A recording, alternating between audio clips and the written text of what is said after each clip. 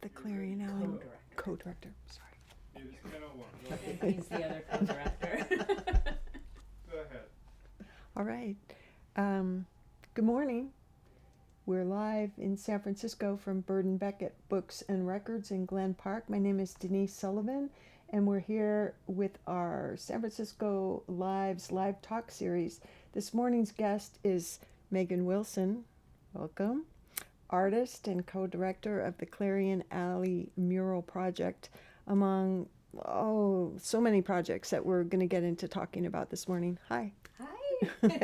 We're meeting face to face for the first time, but we have a lot of mutual friends and acquaintances, and I'm well aware of the work that you've done. So thank you for that. Well, thank you. Thank you so much for having me on. Yeah, of course. Appreciate that. Of course. I think, given that it's been, 2 years and a bit now since the pandemic took hold, I'd like to know, in general, how you fared with your family and your work and just your general outlook and attitude about San Francisco these days. Faring during the pandemic, very up and down, as I think it was for many folks. But one of the things that kept it feeling very life affirming was that we had working with Clarion Alley Mural Project. So Ma Shane Wynn and I had come up with a project called Wall and Response that we planned, and I wrote a grant through the San Francisco Art Commission that we received. But we had done that in 2019.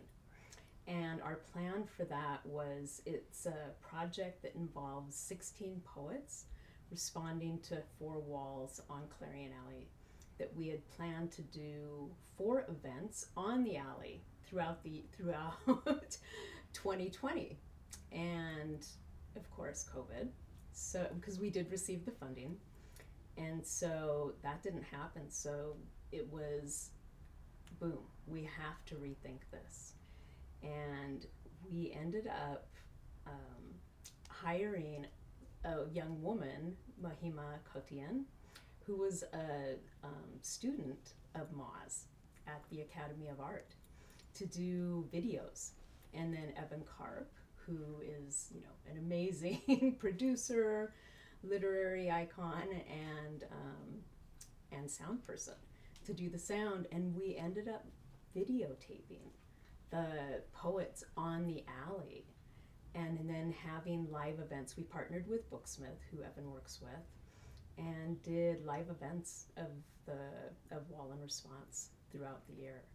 And that ended up being really, really beautiful and really inspiring, and all of the events were very well attended, with about 80 people at the events. So that was wonderful, and that just kind of kept us going, and it kept camp going, doing programming. So that was really useful. Wow. Yeah, it's great how it worked out. I mean, there were, some bright spots to be, experienced throughout the dark times. And certainly having that outdoor space and the community that could gather and bring some light to this, not only the pandemic, but all of the issues that our city is faced with, not just in these 2 years, but over the last 20, 30, and more, right?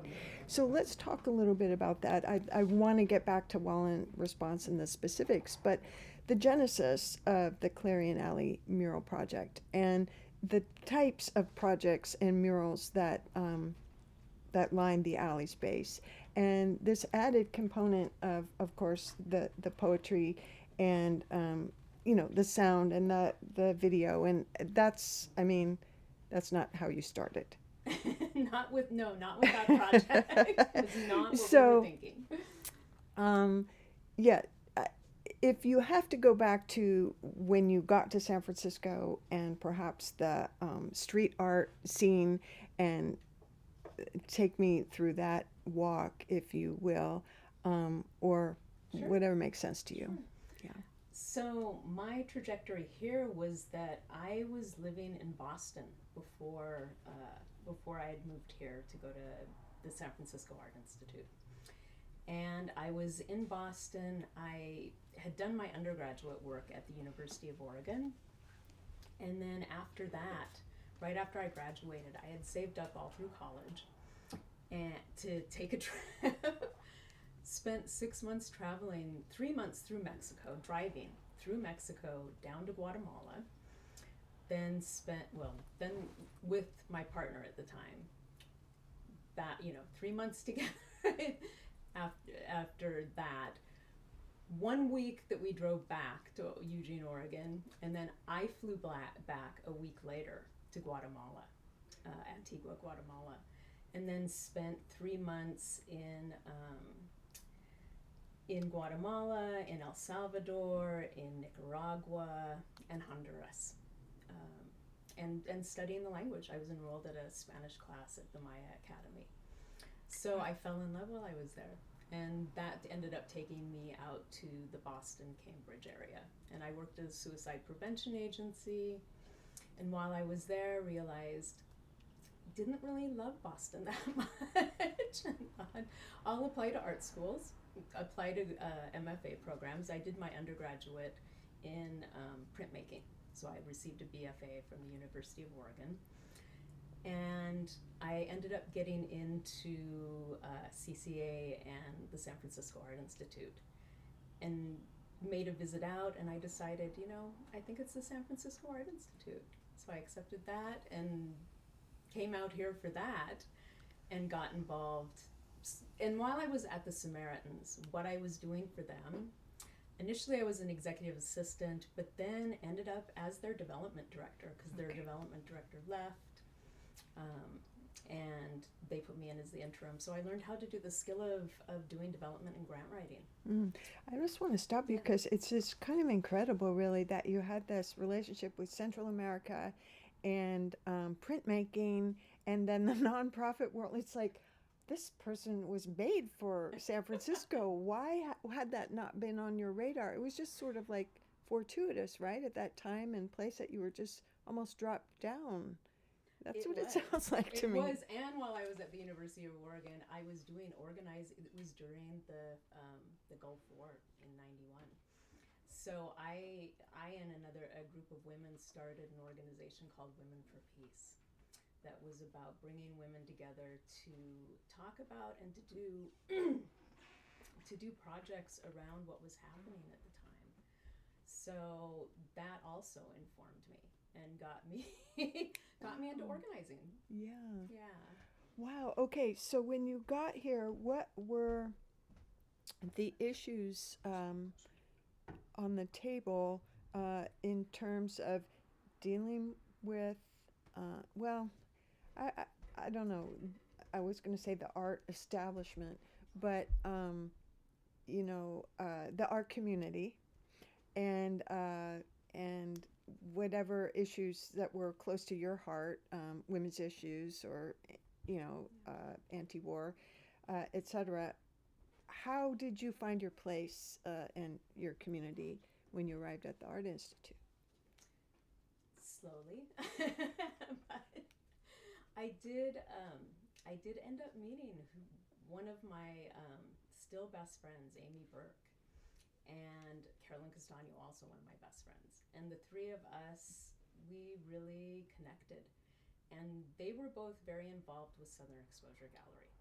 So I became involved with Southern Exposure, and for my, you could do a TA or an internship with an organization, 4-year MFA, and I chose to do the internship at Southern Exposure. And when I did that, they put me on a project that was sort of on the back burner, and I wrote a grant for that, a creative work fund, and we ended up receiving that. So then they hired me to be the project coordinator. And that was a large project that was looking at urban development. And it had, I think, 18 different artists that were involved. So worked on that, got involved there. And that was how I became connected into a bit of the larger community, and also through Meridian Gallery. I was working with Meridian at the time, and Meridian Gallery was very much committed to social justice issues and very diverse artists and projects. So that also I loved. And Amy Burke and I ended up starting a program called the Meridian Interns program that was for youth, high school youth. It was through the Mayor's Youth Education and Employment Program, and taught with that for a year, and then left to I think to work on the Urban Renewal Laboratory, which was the project with Southern Exposure. So I guess, and I want to go back to a couple things. Working with youth, which has kind of been a consistent thing for you with the Mural project. I mean, youth groups are involved in a lot of the work, right? And also just this idea of urban development, planning and whatnot. At that time, I don't think, though, you can correct me, if like gentrification or overdevelopment wasn't quite understood or talked about the way that we understand it now. Is that accurate? I think so, yeah. Yeah. So what were the ideas that you were examining in terms of public art in the urban space? I guess if that is how it was being looked at or discussed. Yeah. Well, What was the framing then? It was very personal. I was living at the very top of Nob Hill at Clay and Leavenworth, and in the late 90s, and in a rent control apartment, and we had many problems with the landlord, where we literally had a folder that was like this thick that had started with the original tenants in the 80s and just kept getting added to, of complaints with the landlord that we had. And he kept threatening us with eviction. That was ongoing, and we had to fight that. And thank God, a good friend of mine, Ken Greenstein, ended up becoming a tenants' rights lawyer. And he had not, when I met him, he was studying massage. But he went into that, and I had met him through a close girlfriend in Eugene who had dated him. And that was how I came to Ken, and then when I moved here, we stayed close.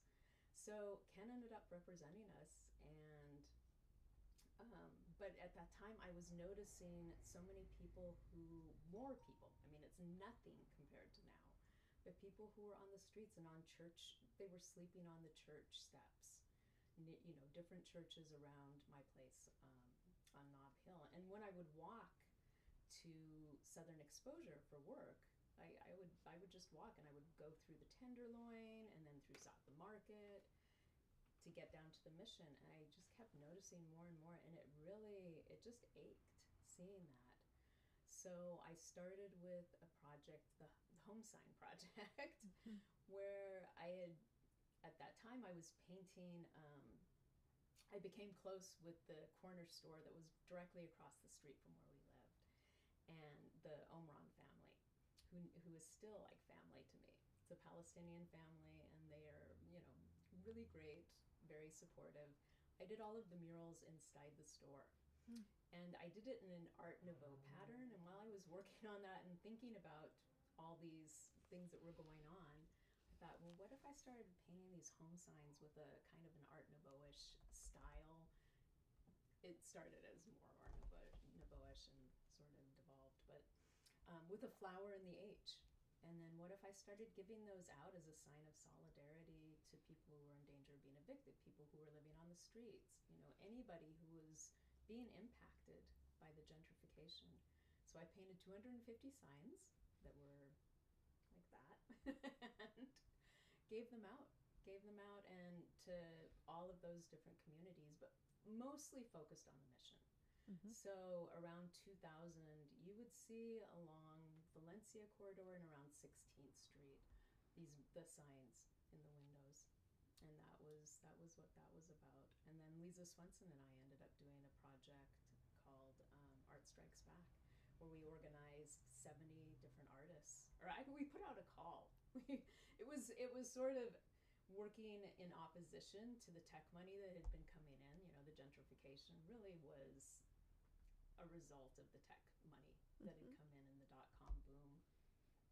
But we put out a call, and so we organized a series of 8 weekends, every Friday and Saturday night, 2 performances, 2 times each in the Mission, that we would do that as a response to what was happening. Yeah, and we're edging a little closer to Clarion Alley as we speak, and I'm just trying to remember those times myself, because you know it's a tricky discussion, and I don't think we're going to be able to unpack all of it. This idea of artists and gentrification and displacement, because we, or the art communities are, so we've been called sometimes like the original gentrifiers, or so we know this to be true, okay, if we agree. But again, for communities of color and marginalized communities that have historically lived with this kind of displacement, right? The artist has a learning curve, let's just say, right? Definitely. How to organize, how to interact, how to behave, right?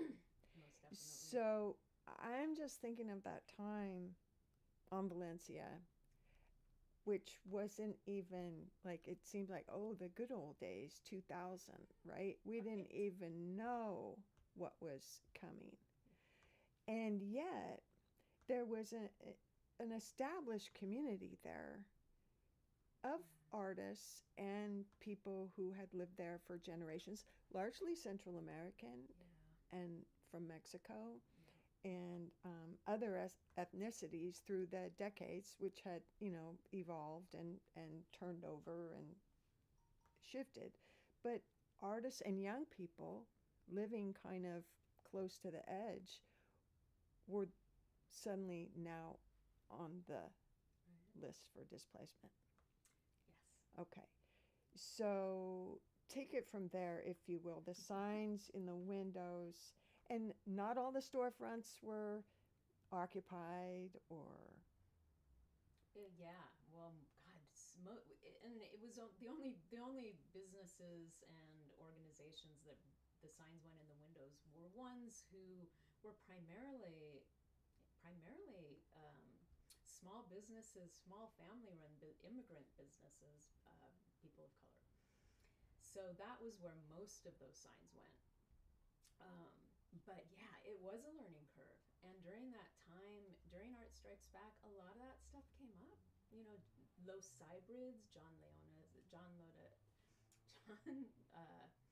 Leonos, he wrote a piece about that, and it was a good learning experience, because a lot of those discussions were happening that needed to be had of, who are you, these white new artists, to come in and be doing that when our communities have been here for so long. So, but it also was the conversation of, we want to support you. We want to do the right thing with this, and we need to be in conversation as to how to do that best. So that does kind of seem like Clarion Alley, site of lots of activity, now known for the murals. Yes. But previously was a space. Well, you tell us. Yeah. So Clarion Alley Mural Project, it had started in 1992. It was a collective of 6 artists and community activists that were in the neighborhood, in the North Mission neighborhood, and 2 of the organizers, who were artists, Rigo 23, Rigo 92 at the time, and Aaron Noble lived directly on the alley in a warehouse at 47 Clarion. And then the other co-founders were Michael Harrington. That doesn't sound right. They own Harrington's. It's and then Sebastiana Pastor, Mary Webster, and Arcele Sabriano were the co-founders of it. And they saw it as an opportunity for the community, the neighbors, to come together, really, to see that this could be a positive thing. We can get to know each other through this process of doing the murals and putting out messages that are positive for the community and that reflect the stories of the community. So I was introduced to Clarion Alley Mural Project in Michael O'Connor, sorry. Great. Of Harrington.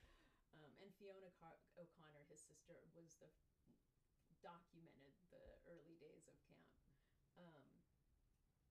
But I was introduced in 95, 96 by Amy Burke. And then Clarion was part of our community. And when I was doing the home sign project, I asked if I could do 2 murals on the alley. So that became part of the project, and we also did a bunch of the performances for Art Strikes Back on Clarion. So the murals I did one at the entrance of Valencia. It was a huge welcome mat that was like the home signs that said home, and then on the mission side it said Casa. So that was my introduction as an artist working on the alley. I did help out with the second block party in organizing the volunteers. So that was how I got involved. And then what happened with Clarion was that it was 47 Clarion was the first space on Clarion Alley to be purchased or to be sold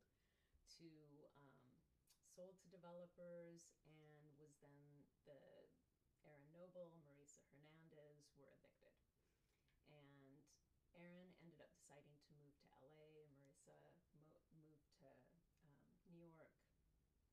And because of my experience doing as an artist and doing grant writing, doing the nonprofit, knowing how nonprofits operated, asked if I would become the director, because he had been doing that work. He was really the one responsible for doing overseeing the administrative work of camp.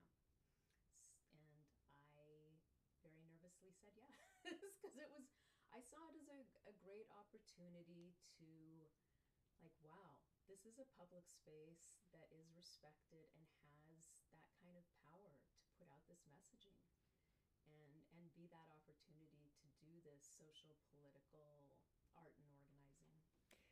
Now, what year about was that? Like on the timeline of things? 2001. 2001. Okay, so yeah, because I am thinking that, well, okay, displacement crisis has not yet really peaked. Okay, so we're going along and everything is fine and people are doing public art. One of the things that I am curious about, because I do remember there was a downtime, wasn't there? There was a time where it wasn't clear if Clarion Alley was going to continue right? Well, okay. So after Aaron had moved to LA, and I took over as the director, although I have a really hard time with that individual director role. So I asked him, he had to stay on as co-director, even if it was from LA. You support this as co-director. And at that time in 2001, I had also just started an online arts publication called stretcher.org. And I ended up traveling to Indonesia the summer of 2001 and alone for 5 weeks as both a journalist and as an artist, somebody interested in Indonesia responding to becoming a democratic country after 30 years of this really abusive dictatorship of the Suharto regime. So I did that, and while I was there, I met an amazing group of artists. And then when I came back 1 month later, 9/11 happened. Right. And we stayed in touch and decided to do an international exchange. So that was really my focus when I was working with Clarion, was to do that.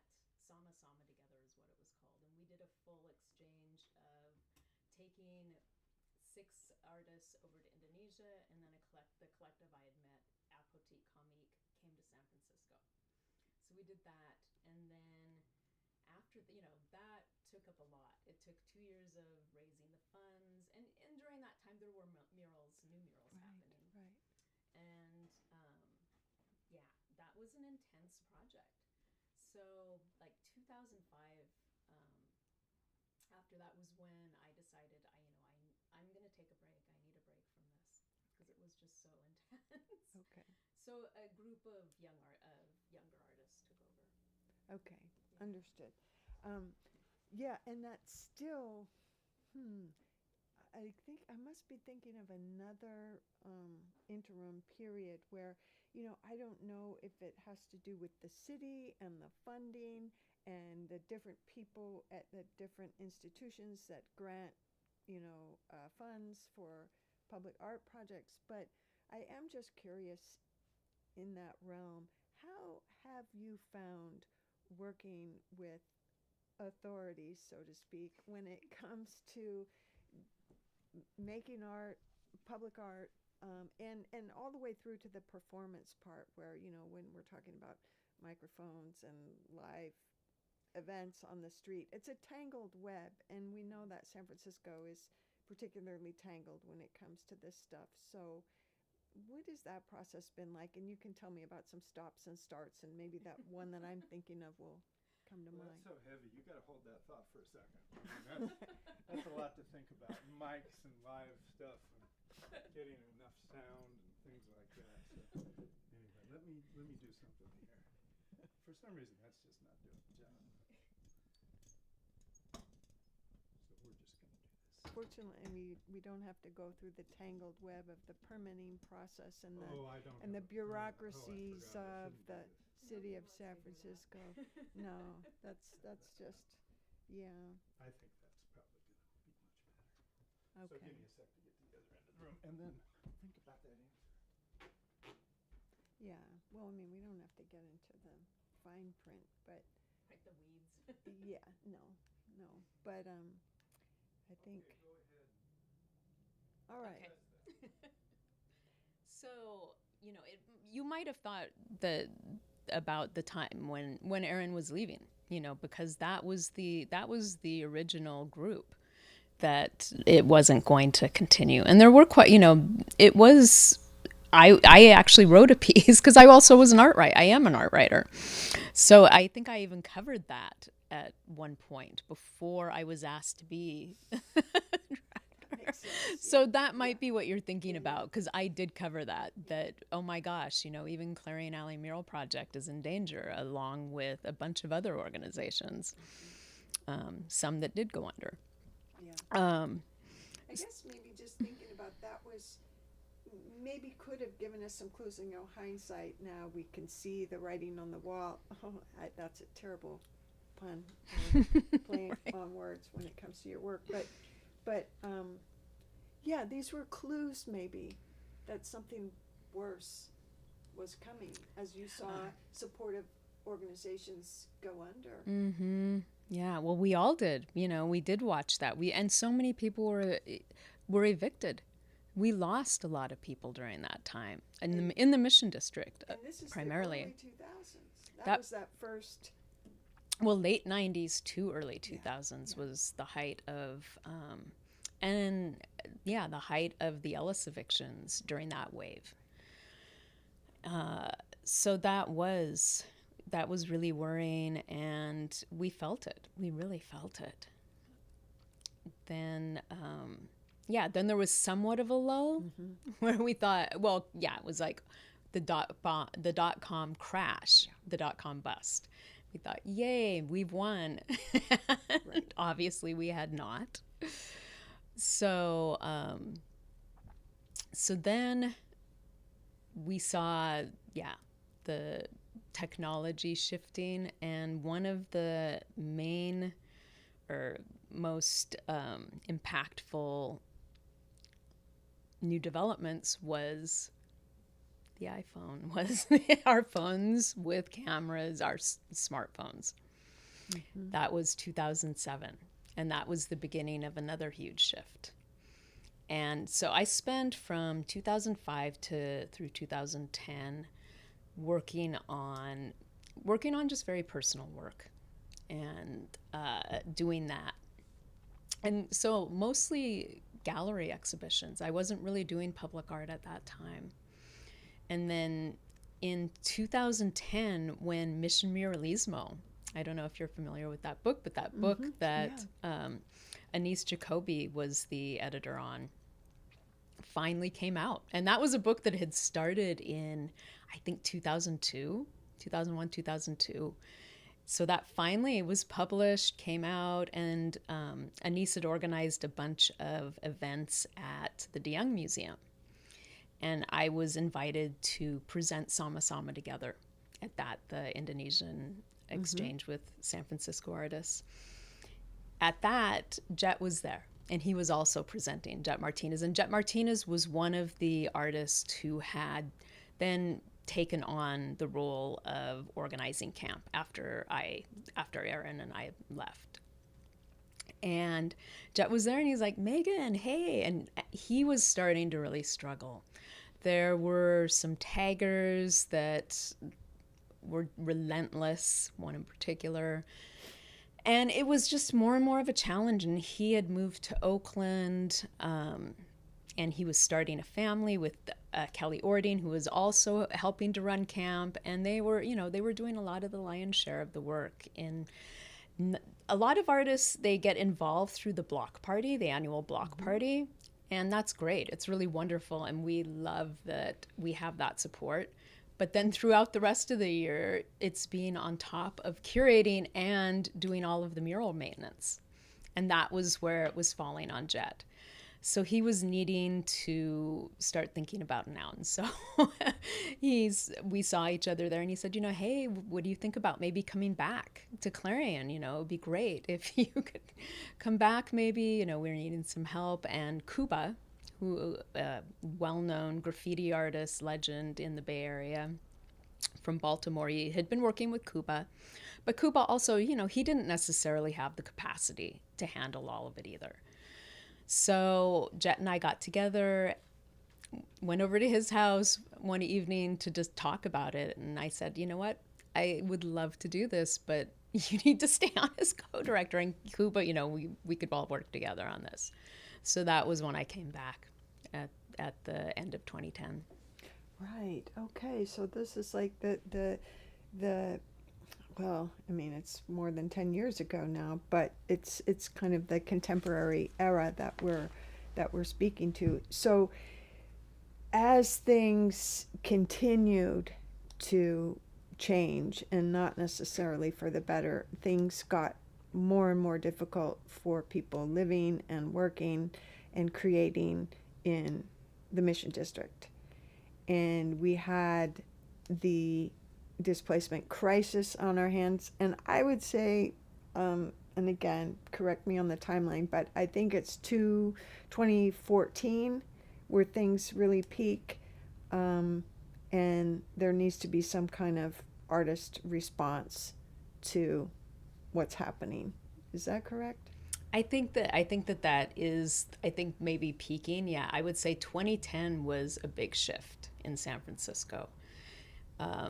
With that, there was a new board of supervisors, and they were a big shift. I don't know if you remember, the 2000 was a major marker of, wow, look at this. We now have a very progressive board of supervisors, and that was such a celebration. And that was right at the end of Art Strikes Back, and so it was like, rah, rah, rah. And that somewhat lasted through that decade. A lot of there's still struggles because the mayors have always been a challenge. But I think 2010 was a marker of that new generation of supervisors really shifted things with the policy in San Francisco, and we're going way more neoliberal. So yes, they were much more citing and supporting the money coming in and supporting the more tech coming in, giving the tax breaks, the Twitter tax breaks. That was happening. The tech buses that were just, carte blanche. Sure, you can pull up in the public bus stops and no problem, making everyone else late. So that was happening. There were a lot of shifts. Yeah. And all good opportunities to comment on the changes in the alley, right? Through the art, through the murals, and through the performance. Can you recall some of the watershed works or... Yeah, that was happening a lot. And I should say, too, that with the work that I do in supporting nonprofits, I continued to work with a lot. That's what I do. That's how I make my living. I don't make my living necessarily from art or from Clarion Alley Mural Project. I make it for working for other organizations, and primarily not arts organizations, primarily social justice, health, family resource, and I've done that for a reason, just to separate those, but it's very much been along that lines of social justice work. So I also had this understanding of what was happening in the community, within those communities, as to the impact of the gentrification that was just, starting to be on steroids. But some of the things that were happening with Clarion, the tours really, there was a huge shift in tourism. Right. Where we would have these tour groups coming, a lot of different tour groups leading tours through Clarion Alley, having no connection whatsoever. They would just come through and make stories up about the work. So there were a number of times that we would chase people off the alley. It was somewhat of a war. We ended up doing a mural on the alley called The Wall of Shame and Solutions, calling out our city leaders, and the different legislation that they had passed that was just, really stripping away our communities and stripping away what had been really beautiful about San Francisco. Yeah, that's at this stage, and I mean, so much water under the bridge at this point, but at this stage, I ask myself a lot, what's left, and what do we want to celebrate? And there's plenty. Okay, that's on the darkest days. It's like, why San Francisco? Recently this election was kind of, why San Francisco? But to keep it kind of current with Clarion, okay, and we may jump back in time.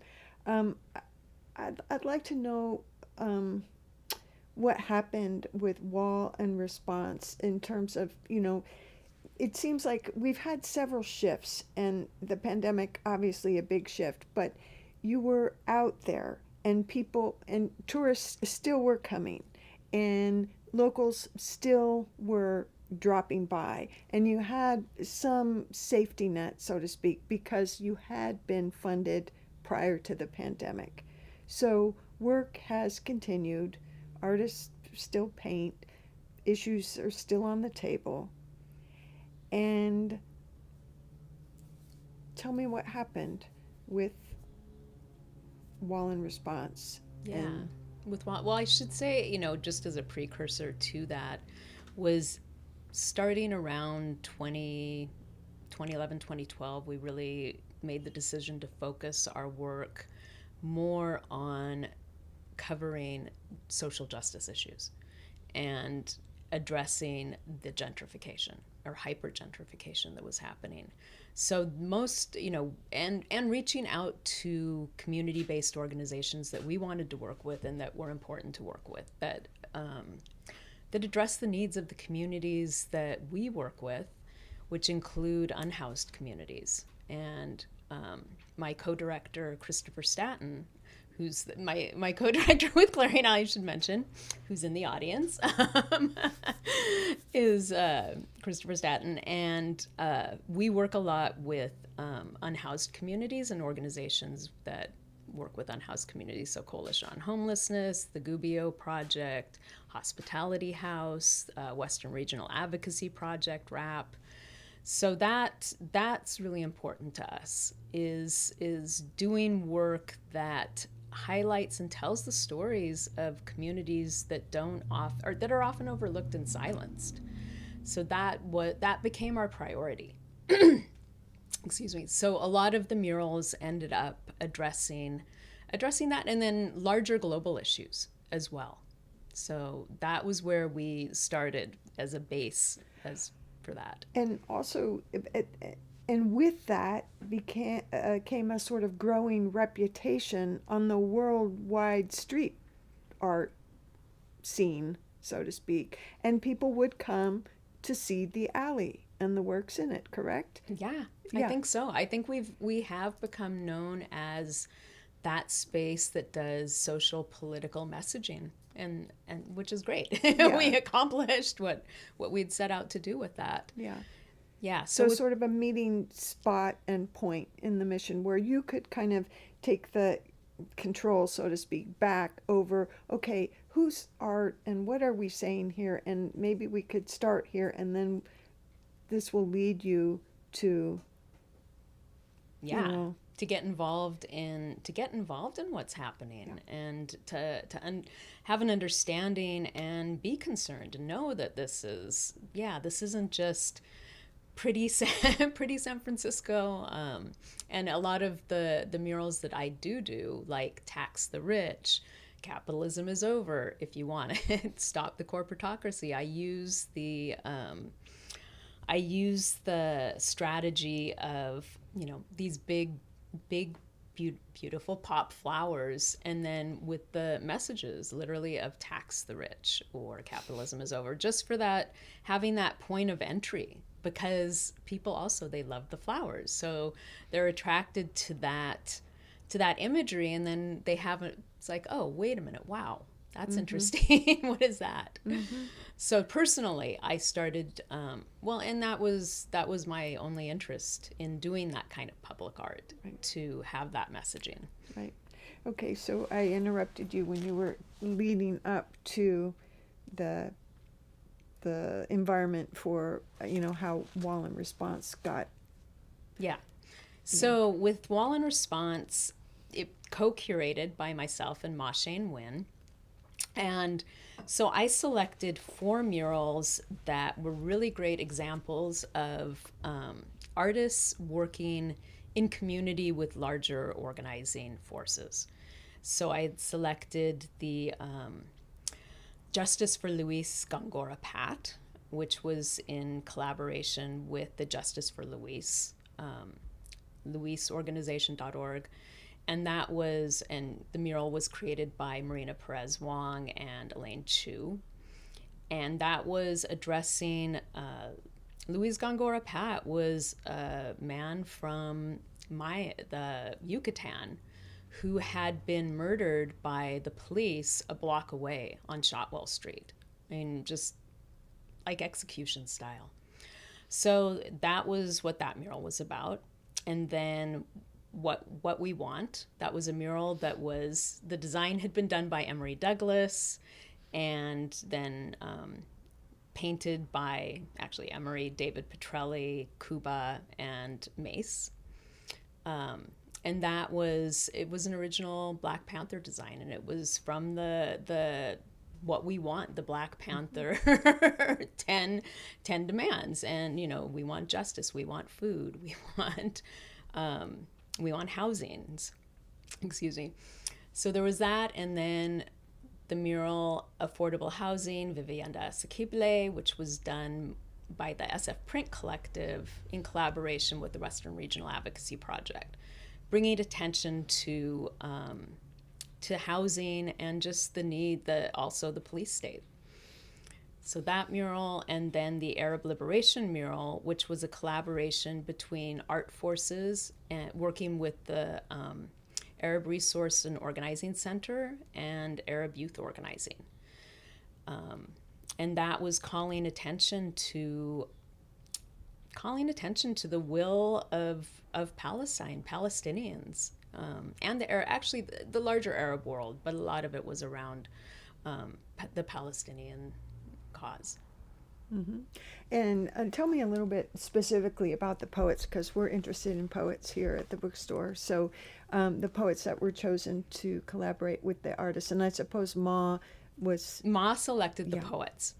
So for the Justice for Luis Gongora Pat, that was Heather Bourbeau, Eileen Casaneto, Tongo Eisen Martin, and Chris Straffolino. So then that was, two of our poet laureates, Eileen Casaneto for San Mateo, and Tongo Eisen Martin, who is our current San Francisco poet laureate. And then for the What We Want was Carla Brundage, Tarita McKell, Jennifer Hasagawa, and Kim Shuck. Awesome. And then for Affordable Housing, Vivienda Asequible, it was Celeste Chan, Paul Corman Roberts, Tim Zonnelly, and the other person is, M.K. Chavez.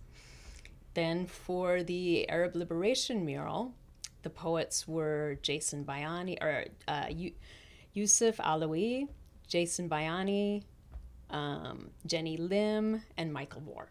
Great. So a lot of these poets are known for being poet organizers and being very involved in community work. Yeah.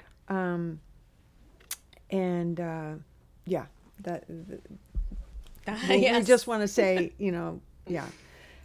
that was why they were selected, was that they really are deeply involved in community organizing and social justice issues, racial justice issues. Yeah.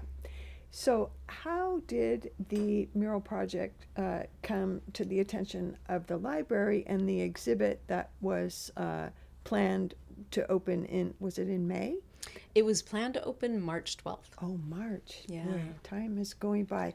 Yeah. Okay, so tell me a little bit about how the Clarion Alley mural project gets to be exhibited inside a library. That was just of interest to me at first, but then you can tell us a little bit about what happened. I should say first, even though we're Clarion Alley Mural Project, we're going to have to figure this out. We don't just do murals. We do a lot of other work. We do performance, we do dance, we do, last night we had a video program. Well, that's what we have all weekend. Posters. So we do a lot of other work other than murals. So it's not a surprise, and we've done other exhibitions before. So that's not surprising. And I should say, in addition to this exhibition, we had done four events with Booksmith that had been online events. So we did that with these short films. We showed those with the poets reading their work. So they all created new poetry in response to the walls that they were introduced to. And we had introduced them. We had meetings with the artists and with the organizers to talk about what those murals were about. So then, as we were doing that, people said, what, we should do an exhibition with this. And folks thought, well, the public library, you should look, do that. So I wrote them, and Joan Jasper said, this looks great, this looks so awesome, please put an application in. So I put an application in for that last May, or not last May, May 2021, for the exhibition at the public library, and it was accepted in July. So in July, it was like, oh my God, that's great. We have this opportunity. And then we started working with their exhibitions team in November to plan for the exhibition to open in March. And there's programming that goes along with the yeah. exhibition, right? And that would include the performance and the Yeah. poetry, and you're preparing all the visual material Yes. in that time. Yeah. And then opening is nearly upon you before you know it. And then So yeah, we've done all this work. We spent 4 months working closely with the exhibitions team, and it was wonderful. Everybody was so great and so supportive. And then I get a call a week before the exhibition was supposed to open. I got a call, didn't answer. I called back the communications director, Kate Patterson, who I'd never met and hadn't been a part of our process, who told me that the exhibition could not move forward as we had been planning, and that it would have to, the Arab Liberation mural could not be included in the work. So that was the response from the library, what I was told. And it was because in this beautiful mural, the Arab Liberation mural, one of the protest signs says Zionism is racism. And, this small sign, but it's reflecting the Palestinian experience. So that was, and then I was also told that people in the mural were terrorists. So that was very upsetting, extremely upsetting. so you put the exhibit on pause because your team of artists decided that would be the best response in this case of censoring what you had created, right? What they had created, what the artists, A-Rock and Art Forces had created and camp had supported. Yes, and also, but the other artists, I mean, obviously everyone was on board that this needs to pause and we need to address what's going on, right? Yes, yeah. And that was in March, and things were tabled. The exhibit is presently not scheduled. Is that correct? That's correct, yeah. And there may or may not be continued discussions, but really, I mean, I am interested in wall and response, right? And the artists and the community have had a response to the ongoing dilemma of public art on display in a public venue, our city, right, potentially being censored along the way, and what we all think of that, and largely do not approve of this idea of public art censorship, and yet you're at an impasse. Or is there communication, and is there possibly some kind of compromise or ongoing talks that will There's no unfold? compromise. No, there's no compromise. And in fact, so after we were told this, right away I contacted the it's not just artists, not just poets, the organizers as well, everybody. There's about 30 people who are representing, or who are the artists, poets who are part of the project, and Ma and I, as well as Camp's board, and all the organizations, greater reach. So then we ended up writing a letter in response to the library, just outlining what our, why this was such a bad idea and so misplaced. Then we were told that they would run it if we took out the Zionism as racism. And we again said, no, these are the experiences of the Palestinian people, and no. And this is the work. This is the work as it was done and as it was responded to by the poets. So to take that out, that completely changes. it changes the work, it changes the message, and it changes what the poets knew the work as. So then we wrote back and said no to that as well. And then they said, well, this is on pause. So then Tongo, Ison Martin, and A-Rock, Lara Kuswani and Sharif Zakout met with Michael Lambert and Michelle Jeffers of the library, who tried to, make the compromise or make a case for the compromise. And of course, Lara and Sharif and Tongo, all just said no. This is not right. You are exceptionalizing the Palestinian community again and otherizing. Well, it's so interesting because this situation is such an opportunity to have a discussion, this larger discussion that clearly needs to be had and is an ongoing discussion.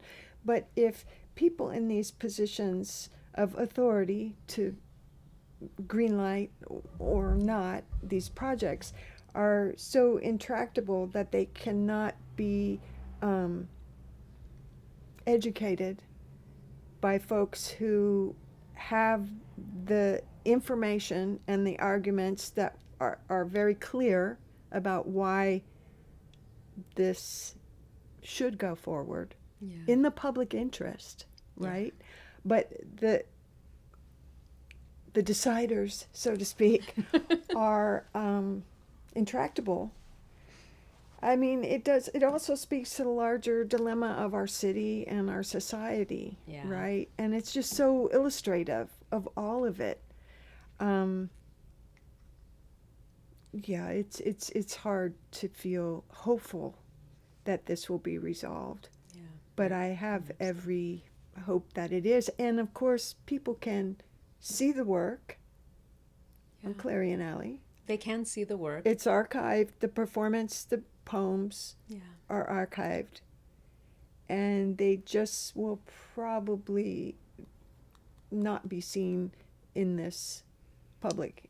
Well, we're still calling, we have a petition out right now, and we're almost at 1,500 people who've signed. There have been a number of organizations that have written letters to the library on behalf of the censorship that have been powerful. And the Jewish community has come out in saying, this is not, Zionism is racism is not considered anti-Semitic. Israel is an apartheid state. So that's where we keep getting support, and people are saying, no, this is, wow, you are supporting an apartheid state. And that. It's kind of unthinkable. Here we are in 2022, San Francisco, but things change, and they can change in an instant. So yes, they can. They can. Really thankful for the work that you do and continue to do. And I know that you are off to another event today and have some things on the calendar that maybe you'd like to let us know about. So today we have an event in Richmond at Central Stage, and it's called Myth of Four. It's a Zaman project, which was curated by Shagoyeg Sirus. So it's a group. Today is an artist discussion. It's a group of 10 Iranian artists who are, I think 3 of them are speaking, and I know the B Sisters, I know Aisha Sadar, I can't remember who the other artist is, but it's a project that we will have another event series in June at Central Stage and at ATA in the Mission, and then at the David Ireland House at 500 Cap Street in August. And Clarion Alley Mural Project is turning 30 this year. Wow. Yeah, unbelievable. Here we are. We're still here. Wow, big block party, I guess, for that occasion. Yeah, October 1st, and we're working with the American Indian Cultural District with that. So yeah, great. That's great. And any new work of yours? So yes, starting to do a project called Manifest Differently that I have been working with Kim Shuck, poet and amazing poet and amazing artist with, and it is so we're putting that together, and we're doing that as the organizers and participants, and then it's including 20. We always do these huge projects, like very ambitious, but it happens. 20 poets and 20 artists responding to the impacts of manifest destiny and how we can move forward to manifest differently and heal and come together and make changes. You know, we need treaties recognized. We need reparations, land and financial reparations. We need reform for the criminal justice system. We need our unhoused communities to be housed. So a lot of different things that need to be addressed. Wow. And the site for this work, will it be in the Native American Cultural District, or? Yes, Clarion Alley Mural Project is an active member of the American Indian Cultural District. So we will be doing murals on Clarion. We're going to be have the window at ATA, as well as the inside gallery and programming screenings, and then Minnesota Street projects.